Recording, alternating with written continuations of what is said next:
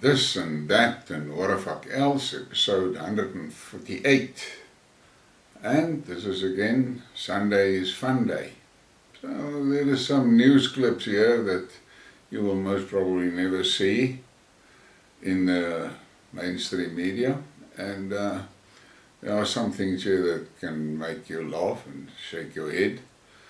But it is not thumbsuck stuff, it is stuff that has been reported. So sit back, relax and enjoy it. And I just want to apologize for the erratic way I'm publishing lately. But I've got a major problem. My UPS battery pack has collapsed and I'm in a fight about the warranty on it. And they're ducking and diving, but let's see what the new week brings. So I'm without power backup, and therefore the load shedding is controlling me.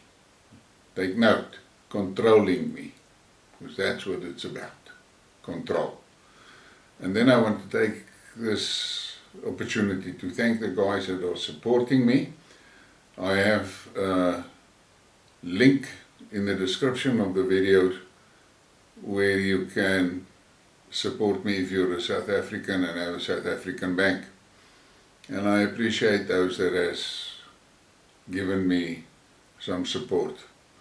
It is important for me to continue with what I'm doing, but it takes a lot of time and I want to expand the service, but it's going to need money for the software and so forth, and I have to take care with my funds. But in the end, I have this problem that the powers to be don't like what I am saying and what I'm telling you. So I got to battle against that. And it is your support that helps me to carry on. Thank you. Let's start. And this is one of those things, you look at it at first glance and you're going to basically feel compelled to laugh. But you must look behind the message. Ugandan President's son is ready to send troops to protect Moscow if threatened by imperialists. In Africa, we believe in President Putin when it comes to Eastern Europe. The West wastes time on useless pro-Ukrainian propaganda. Russia, China, Africa, India, South America must win in Ukraine. 75% of humanity will win by 15%. Muzi Kanya-Guruba is convinced. Earlier he also expressed support for the Russian military operation in Ukraine and called Russia a historical friend of Uganda. Now, a year ago, it would have been absolutely unthinkable for something like this to be said by an African leader. And you must read this together with the fact that America is threatening Uganda with sanctions because of Uganda's attitude toward this gender-confused issues. The world is changing and it is changing fast. And then we have this, and I saw it and I just had to laugh. And this is now what is happening apparently in France with the Ukrainian refugees that are there. Ukrainians are marking the stores with broken windows and no police on the map in Paris and update each other regarding the possible shoplifting. David is messaging with the map mark 6 BD, the Sebastopol windows are broken, we can take, no police, telephones, computers. Olga is messaging to him, please take an iPhone for me, if it's not too difficult. Petro is messaging, 12 Rue Champanas, jewelry we can take, but there isn't much time left. And that is what the French now have. They've imported some Zatzis for themselves, so they can enjoy Zatzi treatment. And then we get this, and I read it and I just couldn't believe it. The same damn story. I mean, that Kirby made the statement that LGBTQ issues is an existential issue for America when it comes to foreign affairs. What the fuck is that? But take note, this gender shit is just one of the instruments that the globalists are using to divide communities. A proclamation on Transgender Day of Visibility. That's from the White House. Transgender Americans shape our nation's soul. Proudly serving in military, curing deadly diseases, holding elected office, running thriving businesses, fighting for justice, raising families and much more. As kids, they deserve what every child deserves. The chance to learn in a safe and supportive schools, to develop meaningful friendships and to live openly. Read that maar again and think about it. Less than 1% of the population is screwed like this. But it is a main topic for the White House. And then we get to this. In the US, a mob, transvestites and left-wing radicals again took over the capital, this time in Miami. Sodomites and transformers tried to disrupt a vote on a bill requiring school teachers to teach that a person's sex is biologically determined. Among the victims of the propaganda, however, there were also straight men. One of the fathers got onto the government meeting and showed a video of a biological man who thinks he is a woman satisfying himself in the woman's bathroom. And the guy says, if I send my 8-year-old daughter to the women's bathroom and there's a grown man stroking his dick, what do I do? The father said. A very valid question, and I know what I would do, but think about it. This gender thing is totally out of hand, and in America there's a interest group that is really fueling the fires to an open fight between these confused fuckers and decent people. That cannot turn out well. And then we get to Germany, and this was quite interesting. Mic drop from German politician Dagdalen, who slams US military presence in the country, saying American troops and nukes must go. Dagdalen added, Biden administration doesn't actually want allies, it wants vassals. Russia got a multipolar world brewing, still not too late to join before Germany is left behind.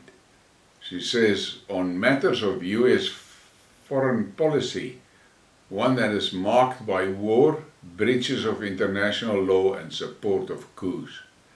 And it is time for the Germans to open their eyes. The Americans had a plan for them all along since 1945.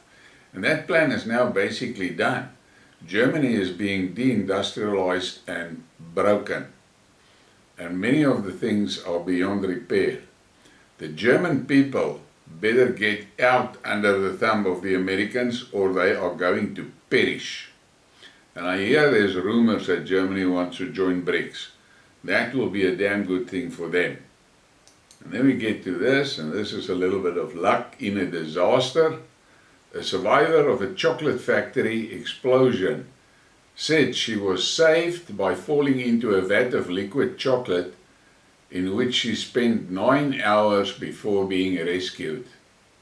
A miraculous and sweet rescue. I can just imagine that. And then we get to this Ursula von der crazy. Listen to this. Look at that image and laugh. I promise I'd be a good NATO chief.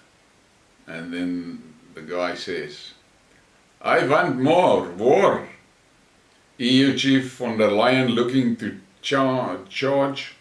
change up profession again as she is reportedly running to replace Stoltenberg as new NATO chief when he leaves saber-rattling mantle in October. She may have won in her name, but she still hasn't won.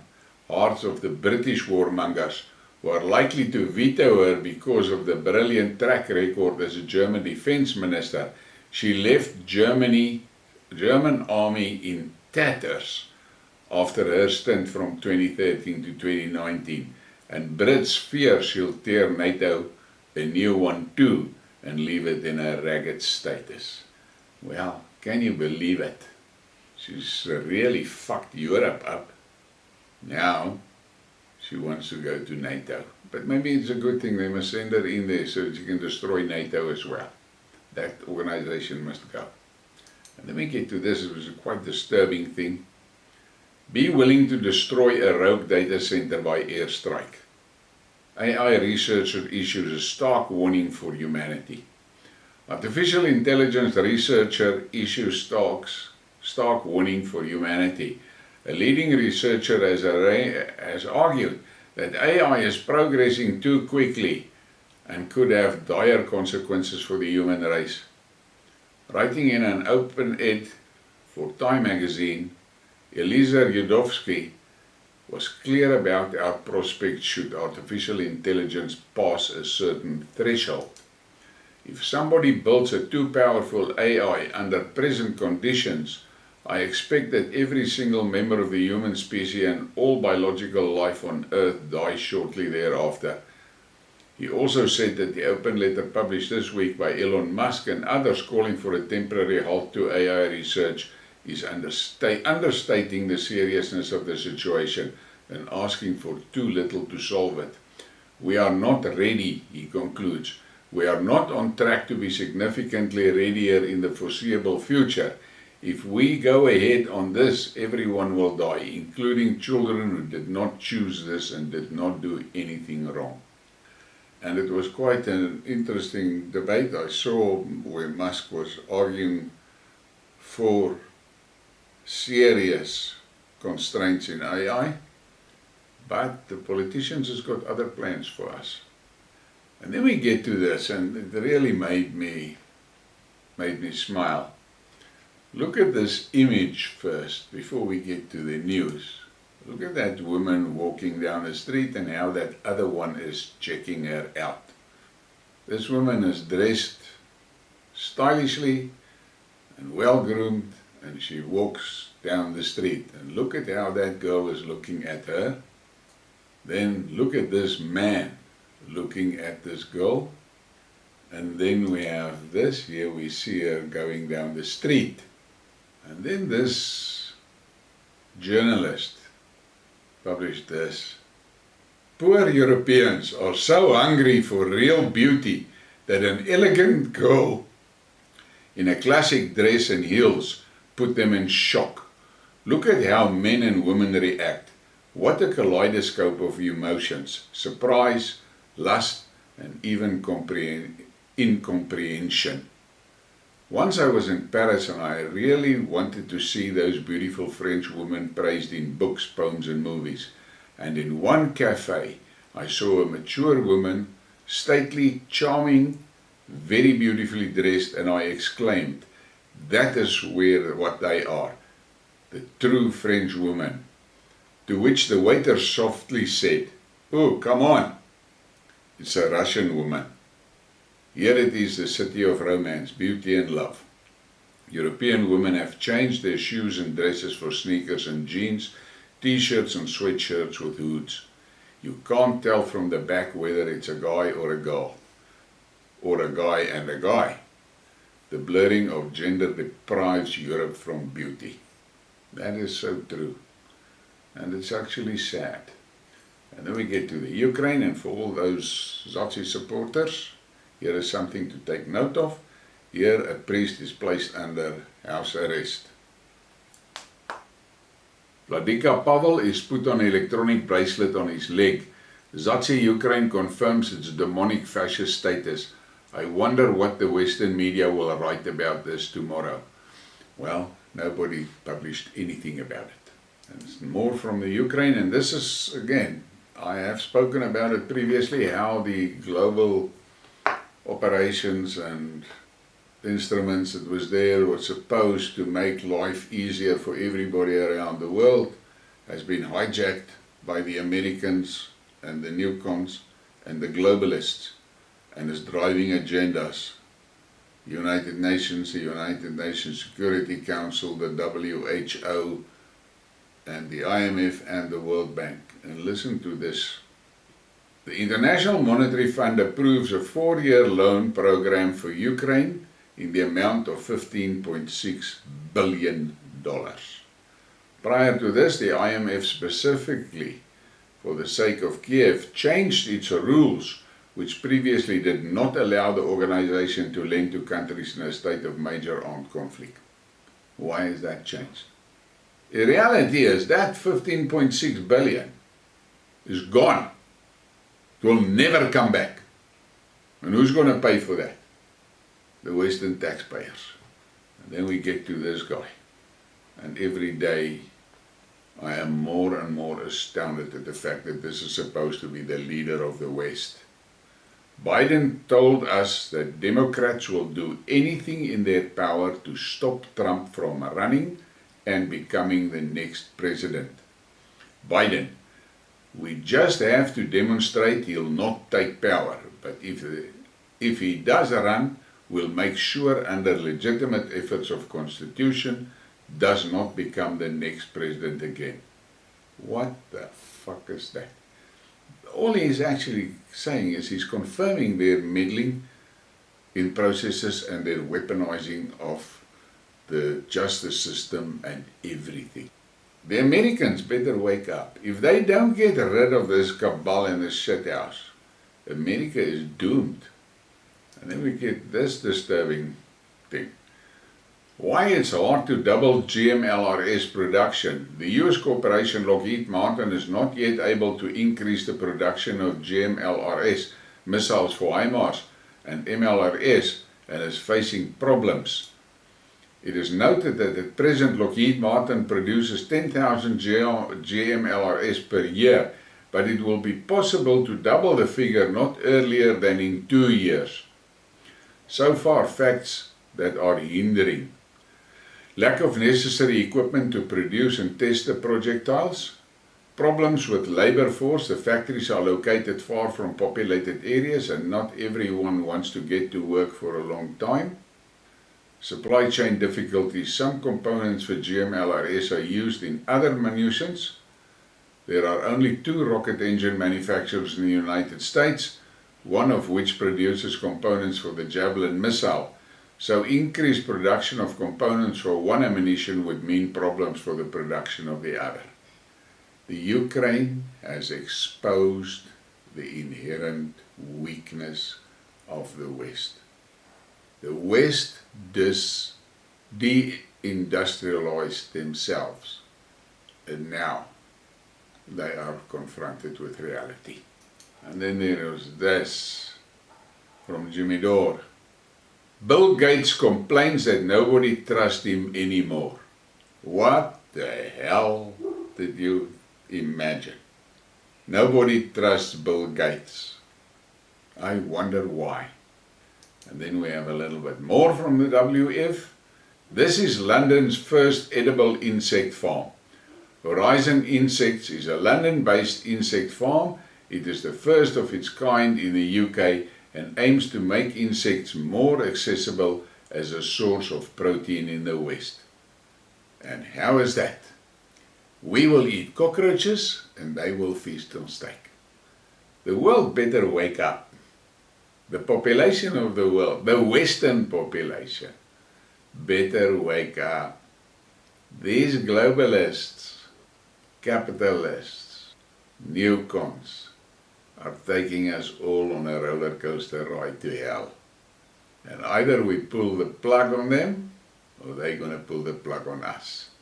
And then we get to that what a fuck moment. And from who else?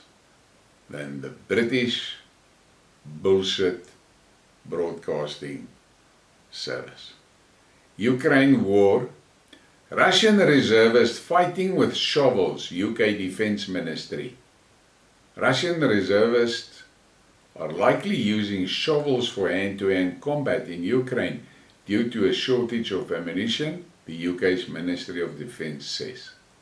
What bullshit is that? And they publish it. And they don't publish it in some obscure paper.